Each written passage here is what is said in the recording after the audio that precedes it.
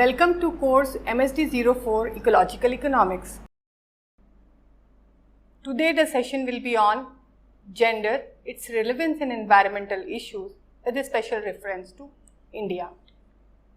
Now when I talk about gender and environment, we know that it's a very interesting and important topic with reference to the society we live in, because women are the one who are the conservers of ecosystems and especially biodiversity in the country. Now, if I talk about the global relevance of gender, environment and background, one thing is very clear. Historically, women have brought a lot of relevance and understanding to environment and its protection, sustainable management and conservation. I'll give example of Silent Spring, again by a very important women scientist, Rachel Carson, who brought a transformative shift in how we see chemicals and their impact on natural ecosystems. Then there was this another book by one of the environmentalists, a very important one from India, Dr. Vandana Shiva, who has been constantly talking about environmental conservation, agriculture that's more regenerative and natural, and writing some of the relevant books under her banner of Navdanya, especially one of the important ones is Staying Alive. We also know that this movement of women in improving environment has not been very new. It has been very old, and people and women especially who are educated or non-educated have equally participated and contributed in gender benefits and gender-centric approach for environmental conservation. We don't have to go very far. The examples exist in our country surrounding us, where our mothers, our grandmothers have been sacredly, religiously conserving many of these trees and religiously also worshipping the benefits of trees. You have the example of neem, tulsi, bargad, peepal, aam, and so on and so forth. Now, if I talk about the historical relevance internationally, this started sometime very late in 1995, and there was this important context of women and environment issue that was discussed in Mexico. So right from 1975 in Beijing to 1995 in Mexico, women and environment issues have been again and again discussed at various platforms. Women's rights, gender equality, and also environmental justice. These are the core components of environmental conservation across the world. You will be surprised and find it interesting that even Sustainable Development Goals by United Nations and 2015 have kept an important goal centered to gender equality. So it's very important that we understand that gender is an important constituent, an important component if we have to achieve human rights and environmental conservation in our present day world. Now, if I take you a little bit back, about 30 years back, after Beijing Platform of Action, there has been a significant amount of progress and improvement along with the action in growing the body of knowledge. And through various publications that are coming up internationally, it is very clear that there has been tremendous progress in gender mainstreaming in policy. Toolkits for mainstreaming gender and working towards gender equality in developmental politics is one of the important concerns. There has been several reports by World Development that are considered under World Development Report, especially the one that came in 2012, Gender Equality and Development. There has been significant approach and interventions by International Union for Conservation of Nature, where they have been constantly talking about gender mainstreaming and gender involvement in policy planning and mainstreaming. For example, in very early times, they brought this report, the Environment and Gender Index. Now, this is a very significant contribution to international policy discourse on environmental conservation. There was this another report by International Union for Conservation of Nature, or IUCN, that talks about gender-based violence and environmental linkages. So now it should be a bit clear to you that gender is very much linked to environmental conservation policies and politics. I take you a little bit back about the context that I was discussing with reference to women in India and their importance in gender-centric environmental roles. I'm sure you all are aware about the Chipko movement that started sometime a few decades back in Uttarakhand in Rainy village, where women hugged the trees and ensured that no tree in their forest, in their village vicinity is felled down. And this was not only the starting, it began from Rainy village in Uttarakhand in Nanda Devi biosphere and went up to Karnataka, where it was a Picco movement. It went abroad and it was called Hug the Tree movement. So there was a huge lot of awareness about importance of trees, importance of forest in the minds of these women who were marginalized, poor and illiterate. But one thing was very common, they have this vision that if forests stay, so stays our subsistence requirement, so stays our survival. Women across the country are religiously worshipping trees through one festival or another ritual. The worshipping of Bargad or Neem for some practices are some of the important examples. Tulsi Gowda, who recently got one of the Padma Shris, was felicitated because of her contribution of planting trees, so many trees, and having so much of information for trees that was gathered over decades and decades because of her involvement and approach to conservation. Wangari Maathai, lady from Kenya who won Nobel Prize for planting millions of trees across Africa and being one of the pioneers of this tree plantation movement in Africa, was again a woman. So we don't have dearth of examples to showcase from either environmental, international context or our national context or even our local context that these ecosystems and the role of women in conserving these ecosystems and biodiversity is really important. Now I showcase one of the examples of diverse ecosystem benefits and the people and the actors who are involved in collecting these provisioning ecosystem benefits. When I talk about Rajasthan, we know that women are one of the backbones to bring a lot of water to their villages, to their households. So they walk long kilometers to collect these resources.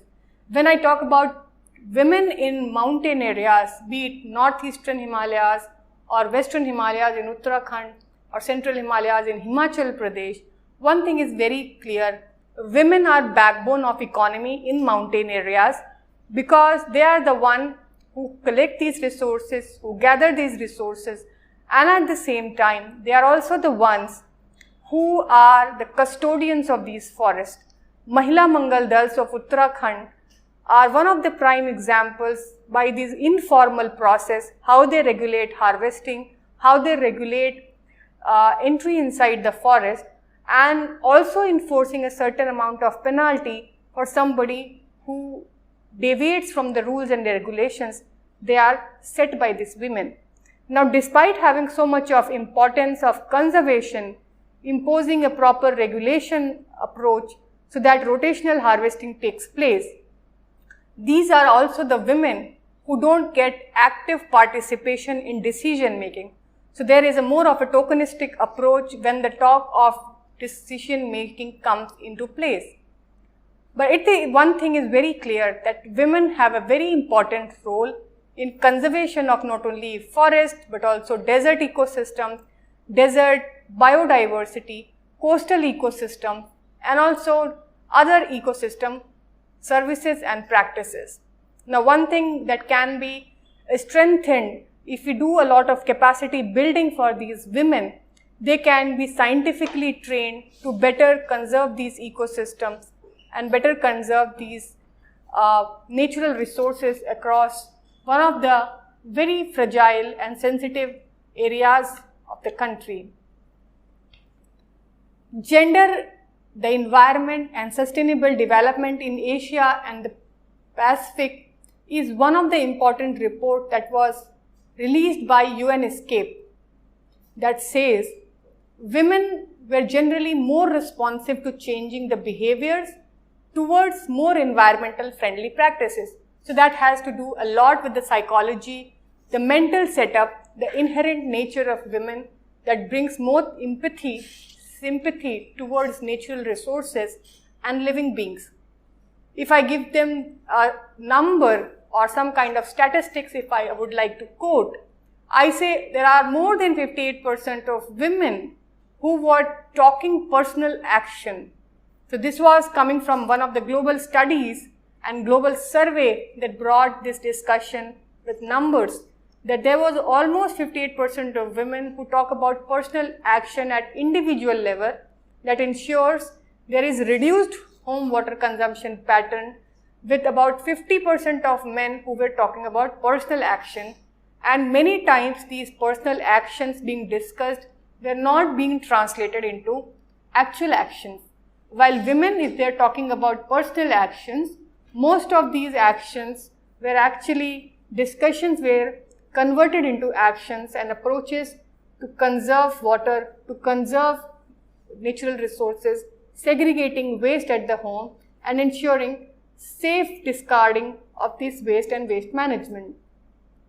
Now this UNESCAPE survey also showed that it has been a problem and it was possible to identify that there is a need to collect people-oriented environmental indicators. So that has to be gender specific. Women had higher rates of recycling products, as I mentioned, and this can be segregated into how they recycle paper, cans, plastic and clothing. So this has been a very sustainable approach that is very much an inherent nature of women. Not to be gender biased, recycling data also suggested the behavior of men who lived alone were worse than if women also lived in the household. So that means if women in the household is there, she brings a lot of understanding, also understanding and respecting, acknowledging the importance of nature, importance of using sustainable actions to improve the natural environment around us. There were some of the smaller differences between men and women, however, with relation to energy conservation measures where women were more likely to be proactive. So these are some of the important inference that were published in this UNESCAPE report on gender, the environment and sustainable development that shows that the way women are brought up and how their entire mental approach is, it talks about conservation of nature, it talks about water conservation, it talks about waste management, and it also talks about energy conservation.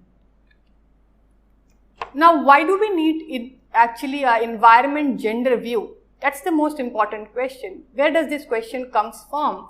That we need to have a gender perspective to environment. Now, one thing is very clear. The behaviors and consumption of people are a primary cause of environmental damage, and that has been very clear with our lot of studies that we have done in this domain. The decisions and behavior of women and men have a very different impact on the environment. We also know that women are the ones who face the brunt of climate change, especially when we talk about fragile areas, sensitive ecosystems like coastal areas, deserts and mountains.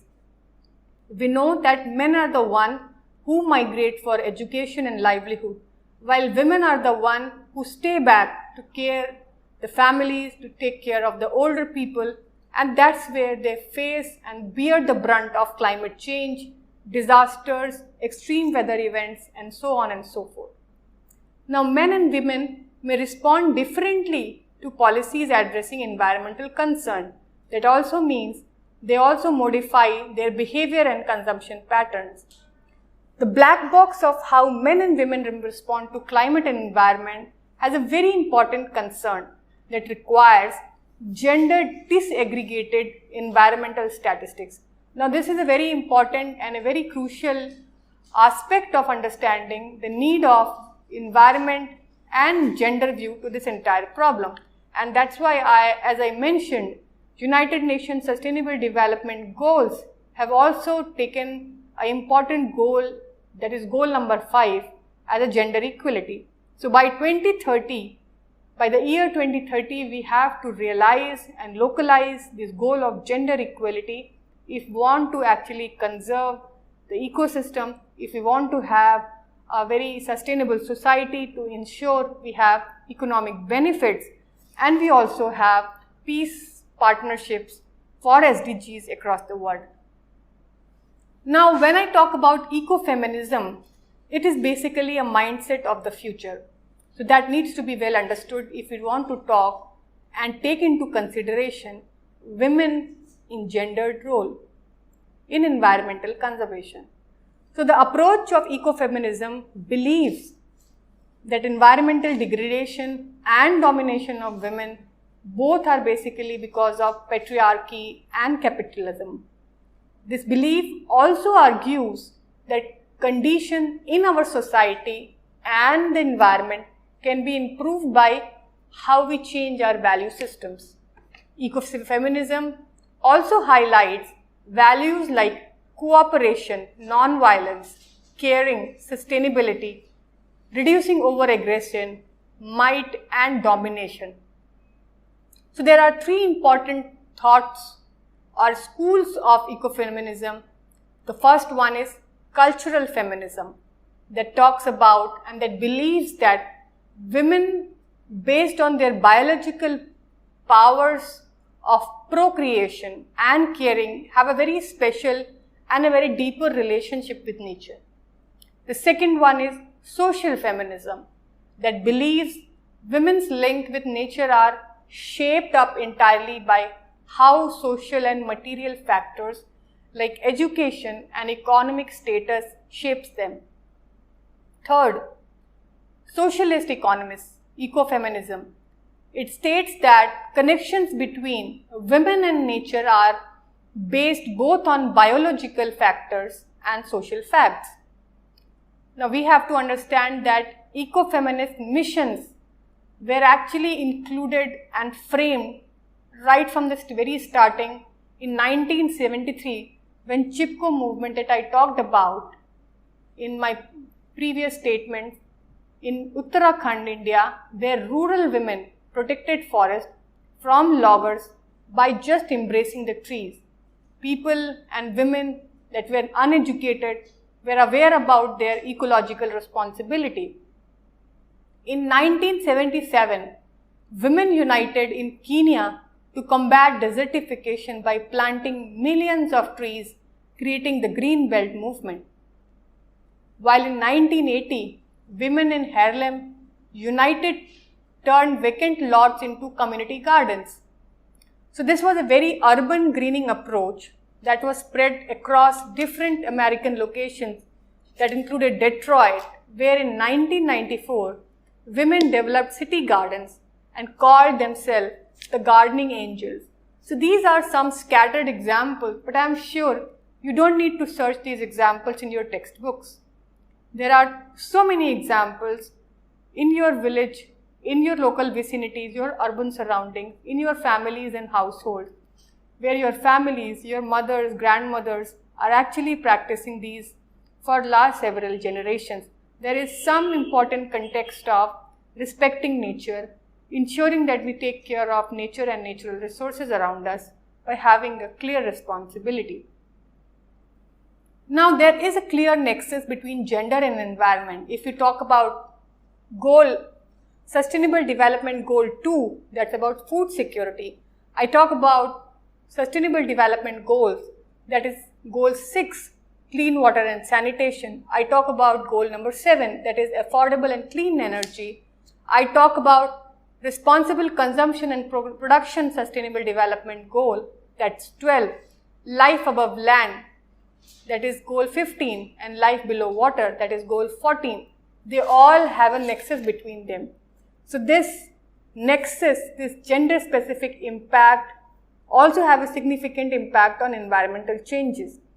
Gender equality and women in empowerment is going to help us achieve and localize many of these sustainable development goals.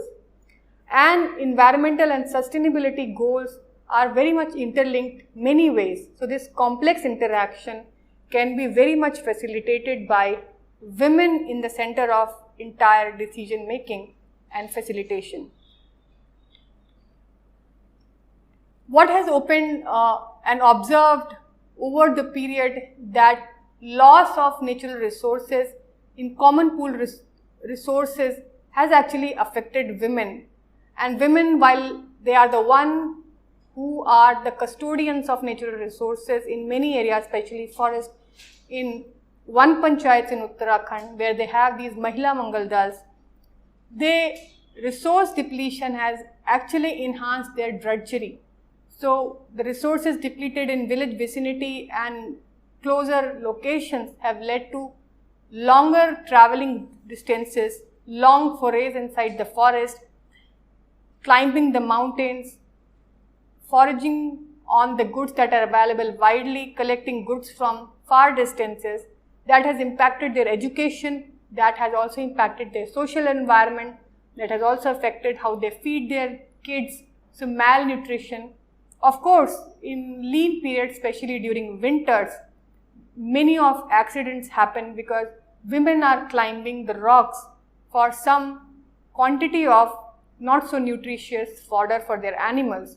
So not only accidents, but also a lot of deaths are happening in these areas. Women are also the ones that are climbing to the top of these peaks to collect medicinal and aromatic plants to improve socio-economic conditions and generate alternative livelihood. Now again, this kind of disconnect is leading to fractured and degraded high altitude forests and ecosystems. So what is very clear, that gender differentiated impacts are very clear due to climate change, and these gender differentiated rules are going to affect agriculture, they are going to affect and are going to be affected because of climate change and also natural resources. So these resources are going to be affected by differentiated impacts by both climate change and how women take these and how their women participation in these kind of problems and issues. And as I mentioned in my discussion previously also, climate change is going to be a very cross-cutting issue. Adaptation is gendered, climate smart agriculture, or we talk about food security, integrated water management and sanitation, it comes and it has to come with a gender support to achieve its goal. So United Nations and other united agencies have very much advocated the role of gender in climate and security by sustaining inclusive peace on the front lines of climate change. Now, the second, as I mentioned, adaptation is gendered, so is mitigation. Mitigation is also gendered for reducing GHGs or greenhouse gases in agriculture, by soil conservation practices, clean energy, forest conservation, changing behavior and lifestyle through responsible consumption and production system, we have to reduce waste and GHGs. So women have a very important role to play. It is also said that if a man is educated, a man is educated. Once a female or a woman of the family or a household is educated, the entire family gets educated. So that's the importance of even women and their role in climate change and other disaster risks, how they are going to adapt and how they are going to mitigate. So financing for climate change should have women with a very responsible and responsive budgeting. There has to have a lot of capacity building that I discussed, and the role of women in climate change adaptation and mitigation is clearly reflected through educated young women and researchers and young generation regarding production and consumption choices. But also for gender equality, the role of boys and girls is going to be very important. Now, when we have already discussed about these importance of gender and especially women in environmental conservation and climate change adaptation and mitigation, one thing is very clear, we need to understand what are the limitations or what are the barriers in gender equality that has hampered achieving the goals of sustainable ecosystem management. Now, gender equality and women's empowerment matters because it's a fundamental human right and also a prerequisite to meet sustainable development goals, not only in India but world over. The planet is the fundamental resource on which people rely for prosperity, and this right to prosperity should be equal to all, and the responsibility should also be equal to all. Gender norms influence the impact of people on the environment, the impact of environmental degradation on people, and how they access power over natural resources. So these barriers have to be addressed, these barriers have to be filled so that we can mainstream gender equality in decision making. So some of these issues and limitations are unequal and insecure rights. So land rights are again one of the important. Because of patriarchy, most of the rights and land rights are to men. There are also legal and social barriers, traditional and cultural norms that hamper women's participation in actual decision making, underrepresentation in natural resource decision making and leadership, while informally they might be the custodians of forest and many other natural resources, they don't have formal rights for decision making or to support decision making. So this tokenistic approach has to go to ensure they have a strengthened voice that is visible and clear publicly. We need to have transformative power to ensure their participation. Then last but not the least, gender-based violence. This gender-based violence have a complex link how it keeps women away from natural conservation. And this is also linked as a tactic to silence dissent, and is very much clear when we talk about environmental activists, especially women who are silenced because of using gender-based violence to ensure that they are silent in the kind of advocacy and activism that they are showing. So with this, what I would like to summarize for this discussion is that women have a very important role, not only in the national level, local level, but also global level. There are a lot of United Nations agencies and also International Union for Conservation of Natural Resources and government also that are ensuring that there is at least 33% of more of active participation of women in decision making places.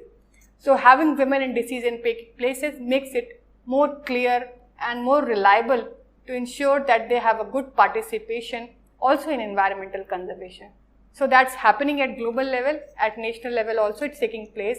We have to ensure that our policies and governance approaches are more interactive, that gives them more right in terms of lands and comes up over and overcomes the capitalism and also patriarchal approach for natural conservation. Thank you so much.